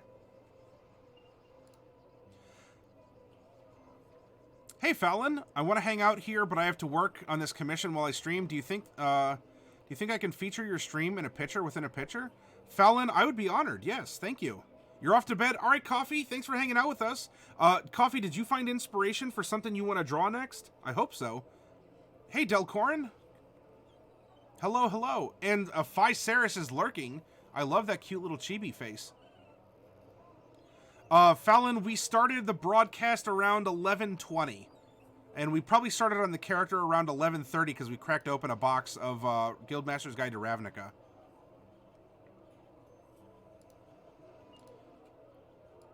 Gotcha. All right, Coffee. Well, have a good night, and I do hope you sleep well. Now, this is interesting because in reading the part of the class, you know, we're talking about how she's some kind of a Grendel. In this case, the father may have gone to the Shadowfell, and this is what happened. Or as she was abandoned as a child, perhaps the shadows in a rogue alleyway coalesced around the child, you know, this crying child who was abandoned by parents, and took the child to the Shadowfell, or an equivalent if you don't play with the Feywild or Shadowfell in your campaign, which is understandable if you don't. And there she was raised by these entities, which could explain that since level 1 as a sorcerer, you know, because you're born with the magic, since level 1, these powers have been imbued. That might also lead her to these impulsive decisions, or the fact that she's just kind of strange, right? She feels displaced. She remembers the city because the city could exist in the Shadowfell just as a different kind of city.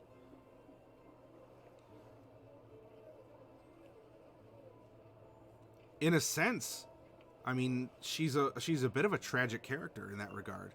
Not that she can't have fun. You know, if you're piloting this character, have fun with her. I think she'd be tremendous to roleplay as, honestly. But there's something about that, right? You're cold to the touch. You don't really know your parents. And you know what, everyone?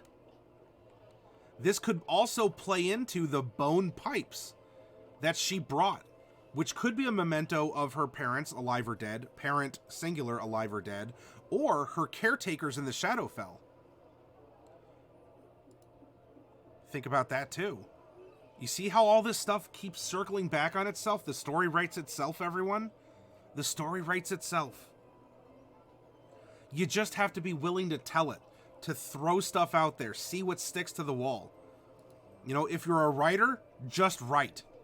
And you know what? You're probably going to make some garbage paragraphs or some really incoherent connections. But you're going to just go back and fix it. How many times have we done that in character creation here? If you're an artist, there's a couple times where you're going to say this sketch is absolute garbo. Pardon. You know, the proportions aren't correct. Or, I was trying to draw a still life banana. How the heck did I end up with a jackfruit?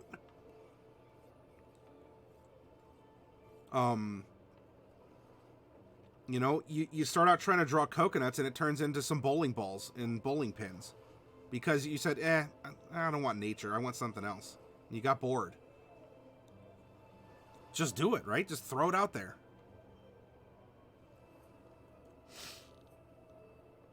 Shukan, it was Azrael. If you see Azrael the Black hanging out in chat, or if you contact Azrael on the Discord, Azrael is the one who wanted the writer that you got.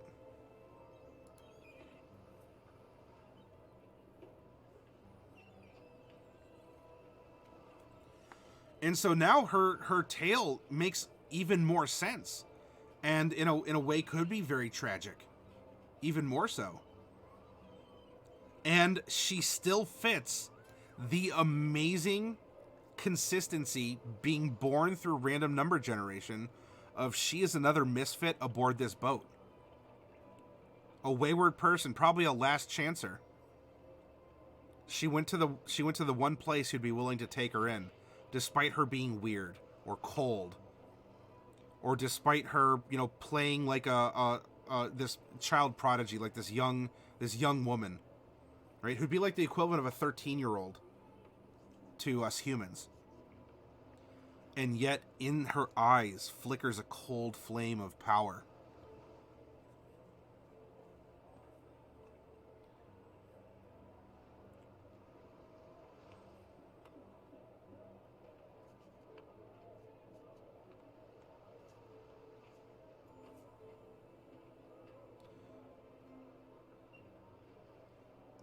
I couldn't tell you the dimensions, Shukan, not until I pack it.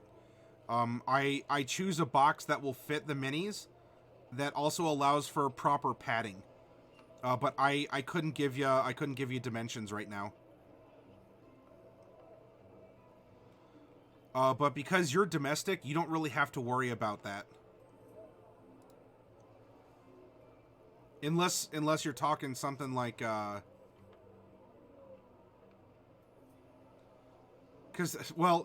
you do have a lot of larger figures, so you will probably get a larger one, but I can't guarantee the size.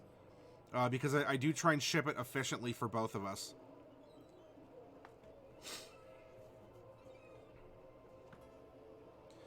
Alright, so Bubonic threw out a suggestion here that she have a 15 strength, a 12 dex, a 13 con, a 10 intelligence, an 8 wisdom, and a 14 charisma if we're doing the standard array here.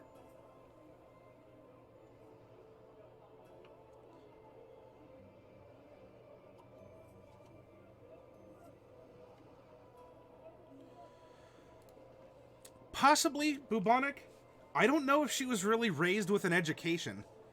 And there's not too much that really is indicative of her knowing a lot.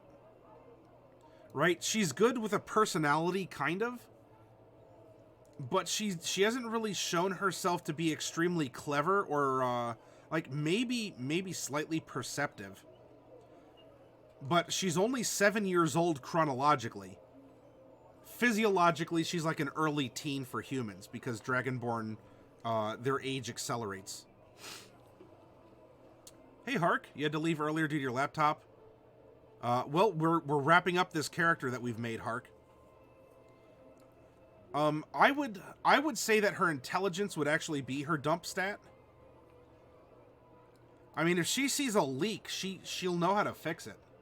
I mean, she pounds a board over it, or slaps it full of tar, or uses her magic. Her wisdom is probably going to be the 10 instead, which, I mean, it's not the best, but that's fine. I just don't see her being a very mental character, in regards to having a lot of book smarts or street smarts. I mean, I shouldn't say street smarts, she's an urchin, but, instincts. Especially if she was grown up in this sort of disjointed Shadowfell style area. Her charisma would definitely be high. In fact, you know what? I think I'd be happy with this otherwise. And I love the fact that she, maybe this sort of dark shadow power that flows through her would absolutely astonish people. Like, oh, look at you, you're a cute girl. Do you want to arm wrestle? I could use some money. Arm wrestle me, little, you little sailor? Yeah, sure, come on. What do you want, a gold piece? I'll put up a gold piece. I'll put up 10 gold pieces. Sure, whatever, here we go. Ugh! Crack. Your arm is weak, and you shouldn't underestimate your opponent, especially if they're the one challenging you. Thank you. I'll take your money. I hope you can get your arm fixed. Goodbye. And she just sort of, like, turns and leaves. Maybe as she smiles, some, like, electric sparks kind of, like, flick between her teeth.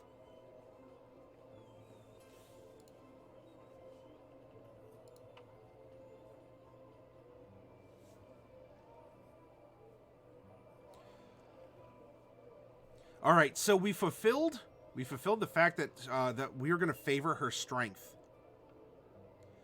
as a Bosun.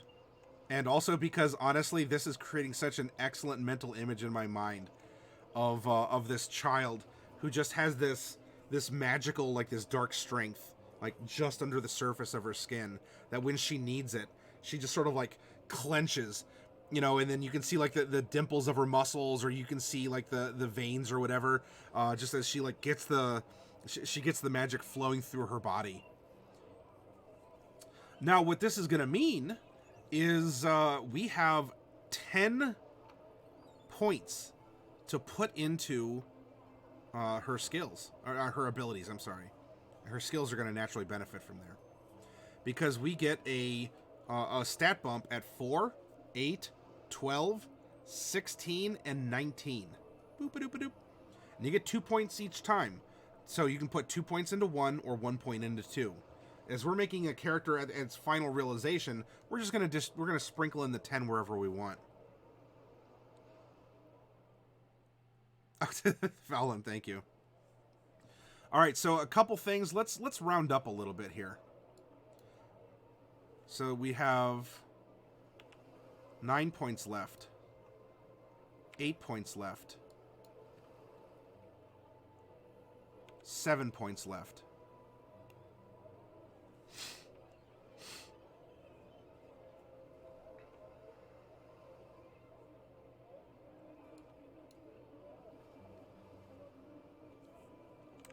5 points left.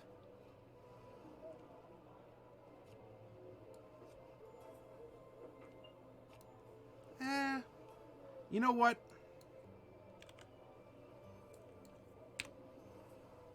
Bring up her con. She's a tough cookie. 1 point left. And if we do this. Now, it would be a little bit different if we did go 20 strength, but this is a good chance to show you an example. We have 1 point left to put into her stats. You actually receive a mechanical benefit from a higher strength score and not just your strength mod. Because this is your push, pull, lift, drag, carry, etc. And so if we put our straight point in strength, then she can actually be a little tougher at hauling cargo or picking up piles of wood and that sort of stuff. And so nothing has gone to waste in this regard.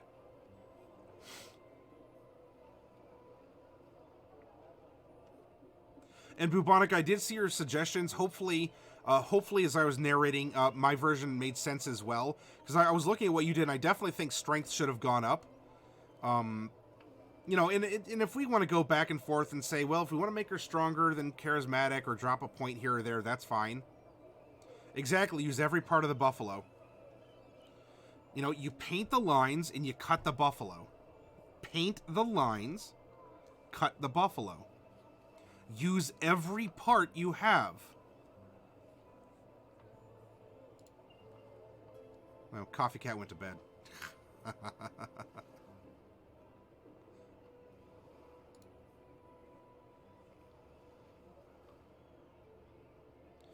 Or yes, cut the cut the lines and paint the buffalo. So this is going to put her strength at 4, 1 dex, 3 con, -1 int, 0 wisdom, and 5 charisma. Man, this is an interesting character. My goodness. A character like this would be very fun to play. Con is 9. I'm just going to copy and paste this -1 all the way down the board. And then we have 0 all the way down the board here. Heck yeah, Strength Sorcerer. And then we have a Anne. 11, 11, 11, 5, 5. Do not make your Bosun upset. She will put you to task.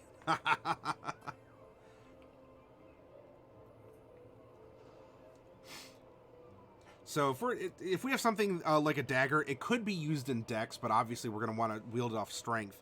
We would be attacking at a +10, and that's 1d4 plus 4. Now, if she is wielding that light crossbow, that's Dex-based. I mean, a +7's not terrible. It's just not as good. However, if she's attacking with a spell, this is going to be a +11 to hit. And to resist her effects, you need a 19, or 129. You need a 19, and on top of that, she has heightened spell, which means that she has the ability to force you into a disadvantage against a DC 19 against her spells. This little girl can make you do what she wants you to do. However, and in Zulerpai, this can get back to the concept of respect. This definition could also be, we talked about earlier, it could not just be the expression of respect, but she wants to earn people's respect. So it's more of an inward draw than an outward push. Or, as she views it personally, she knows she can destroy these mere mortals with, a simple flick of her brain cells. But she chooses not to, because she understands her power. And she chooses not to use it. Shukan, given the source of her power, right? She's a sorcerer. She has this shadow magic. So this is evoking places like the Shadowfell or some other kind of supernatural manifestation or possession or infestation. She very well could have these dark magics coursing through her body, because magic is inherent and natural for a sorcerer. Time to sleep. Busy days ahead in case I don't see anyone till Saturday night. Have a good week. Thank you, Bubonic One. I appreciate your insight. You're talking about the ships. You're offering up your suggestions for the character. I hope your move goes well, and I know it'll put you in a better place. So stick with it. Get through it, and we'll see you around here on the channel or on Discord, brother. Be well.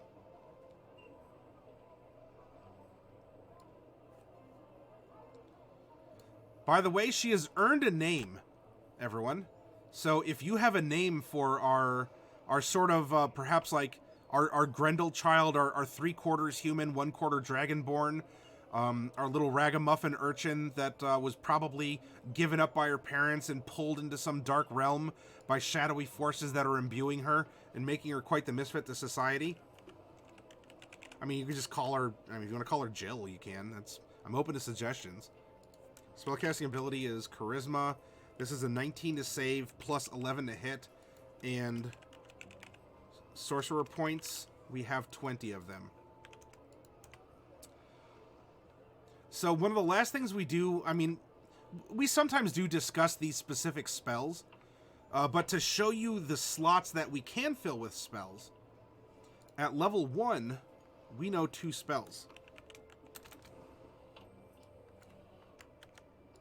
At level 2, and then you'll notice for a while, 3, 4, 5, 6, 7, 8, 9, and 10. But once we get down here to level 10, we do get one at level 11. And that's fine, because this is going to be a 5th level spell. Hang on, let me make sure I'm not getting too far ahead of myself. 3, 4, 5, 6, 7, 8, 9, and 10. Our 11th spell... Oh, I'm sorry, that is our 11th spell because we got 3 at level 1. So we're going to get 1, right? We're going from 11 to 12. Here. However, we're still stuck at 12 for our 12th level. Then we get 13 at 13th. We still have 13 at 14. And so we're going to cap out at 15. which is going to equal dun, da, da, da, until we hit 17th level. Now, as you level up as a sorcerer, you can swap your spells. If there's something that you're not using, then when you level up, not only can you add the new spell that you get for that level, you can swap something else amongst any of the spell slots you can already cast. So if you don't want, if there's only really one level 1 spell that you want to use, because a lot of these spells can be cast up through higher slots. When you hit level 2, not only will you get your level 2 spell, which, I mean, would kind of ironically go back here. So actually, hang on, this is a bad example. Let's say you hit level 3. There we go. Not only do you get your level 3 spell slot, which can be a level 2 spell, or you could drop it in level 1. You can always take your, the spell you get at level 15 could be a solid level 2 spell if you want it to be. Or you can say, you know what, I've never used this spell, and I'm going to move it up when I level up. So you'll get your new spell. I don't want to do this because this could turn into a bad sign for some people in the world. So you'll get your spell at your level, and then you can swap a spell. Because you, at this point, know level 2 spells.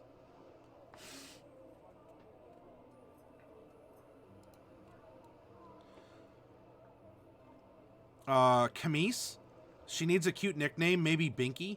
She can say, my name is Camyse, my friends call me Binkie.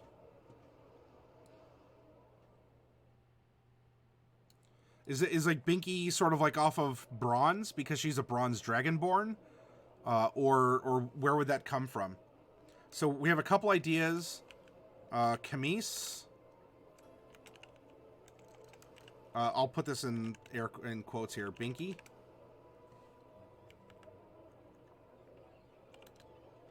Or Bosun. It could be off of Bosun.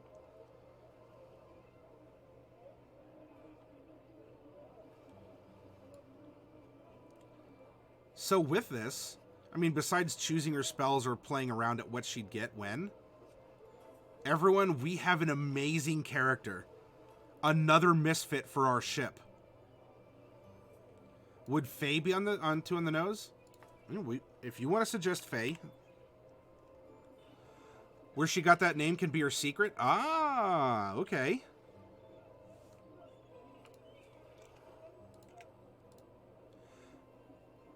Camyse, Binkie, Faye.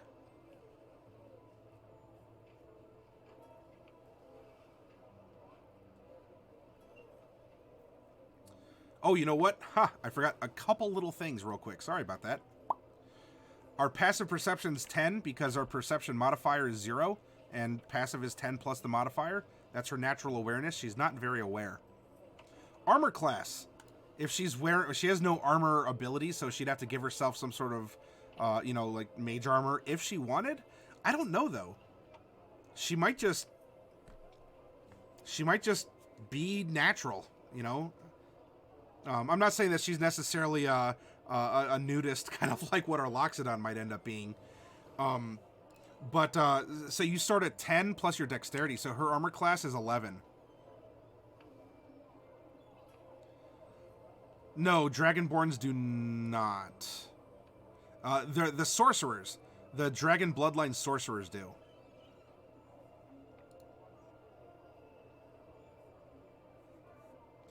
Her hit points, she gets 6 hit points at level 1. Then for her remaining 19 of her 20, she gets half plus 1 of her hit die, which is 4. Of her hit die, like her hit points, right? Her hit die is d6, half of that's 3, plus 1 is 4. Then for all 20 of her levels, she gets bonus hit points equal to her constitution modifier. Oof, that's putting in work. So this is going to be 60. 19 times 4, so that'd be 76. So this is going to be 82 plus 60. She has 142 hit points at level 20. Her initiative is a +1 because that's simply a dex check.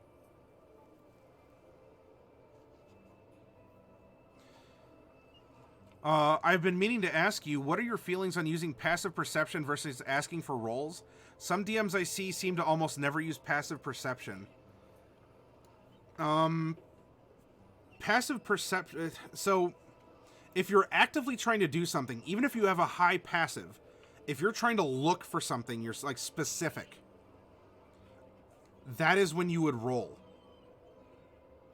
If you are just being aware of something, you know, if you're not doing something specifically perceptive, you know, you're sitting down and having lunch, maybe even sleeping. Some DMs might allow for that or not allow for it. If you're not trying to look for something, or if you're unaware of what you're searching for, that is a more appropriate time. I don't want to say that is the time. That is a more appropriate time to use your passive senses. So a good example could be,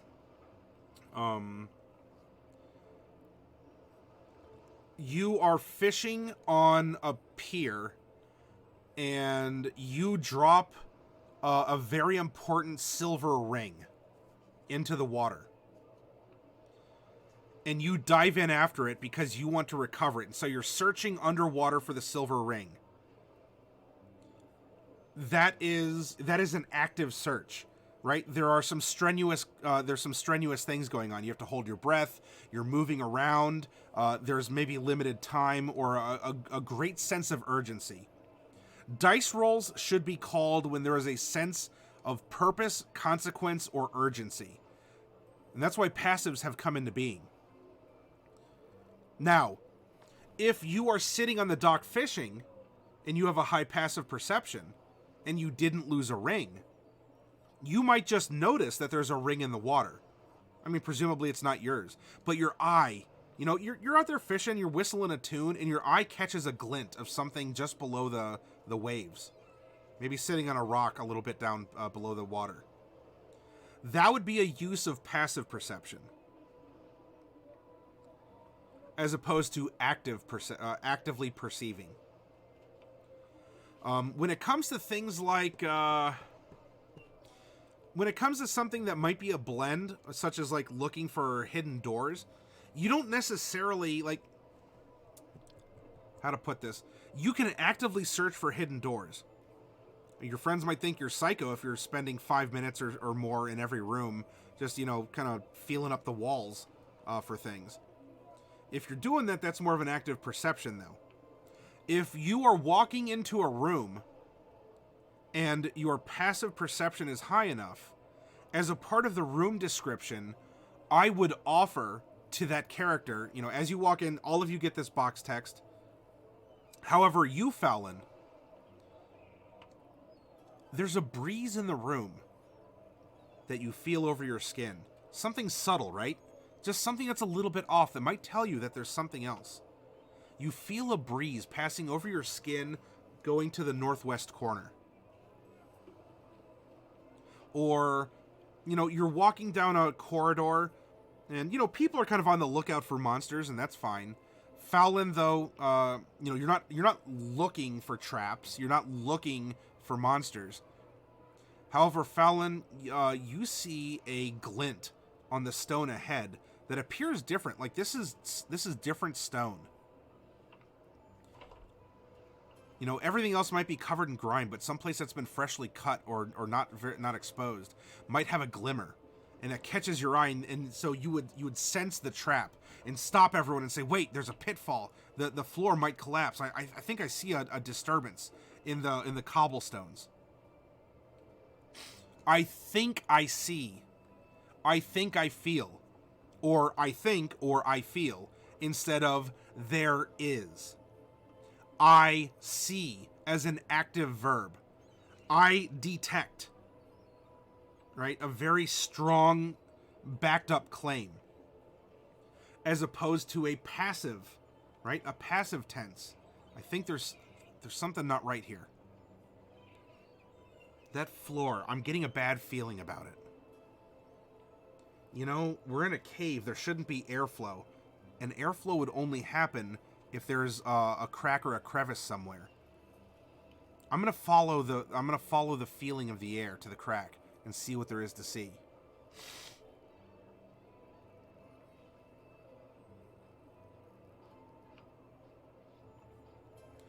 Passive perception of 20 because of observant.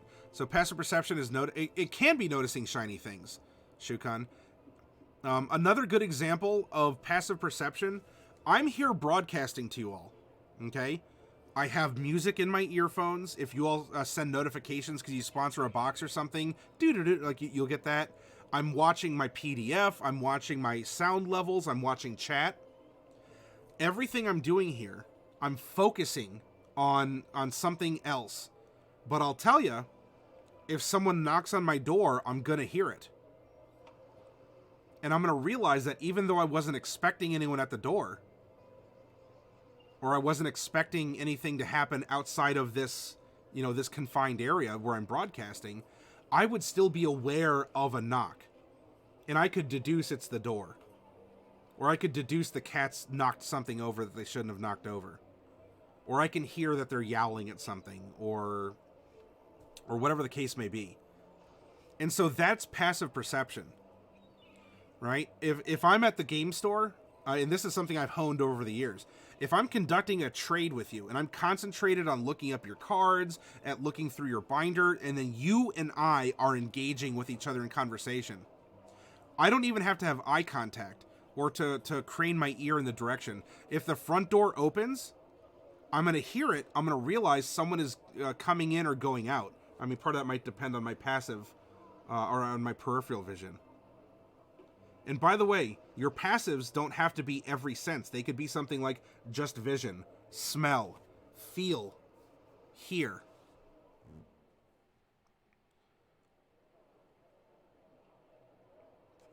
Could even go for kind of an emotional one too. Like, again, I feel, not with my skin, but something is there's just, it doesn't appear to be something that's right here, and it's giving me a bad feeling. And so as that door opens, I know that I can, when I'm ready, like I can finish what I'm doing, I can look up and greet the person or bid someone goodbye. That's a great use of passive perception. Now, if it's a slow day and I'm expecting, a D&D crowd to come in, I might just be like, boop, doo, like looking at the door, looking at the clock or something, like, so I'm actively perceiving the time because I need detail. And by the way, active perception is also going to give you detail. Passive perception isn't necessarily going to give you detail. When you're looking for the ring that slipped off your finger into the water, you're looking for silver, ring. You know the size, you know what it looks like. Because even if you find a second silver ring down there, your active perception will tell you, is it your ring or another person's ring? Your passive perception won't tell that to you because all you saw was a shine beneath the water. And there could be something down there. Or there is, but you're not even sure what it is. Because all you saw was a little glint out of the side of your eye or something.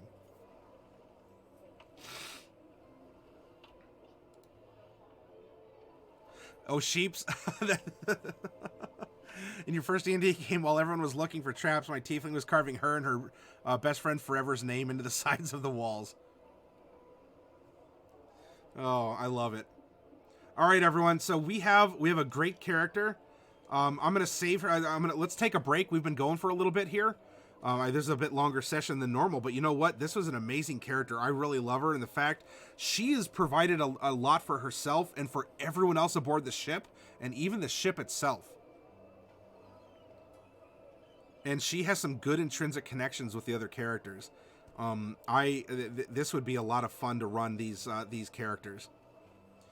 Anyway, yeah, please post it, oh sheeps. Let's take a break, about a 10-minute break or so. I'll probably nom on some queso or salsa or who knows what I'll dig up here.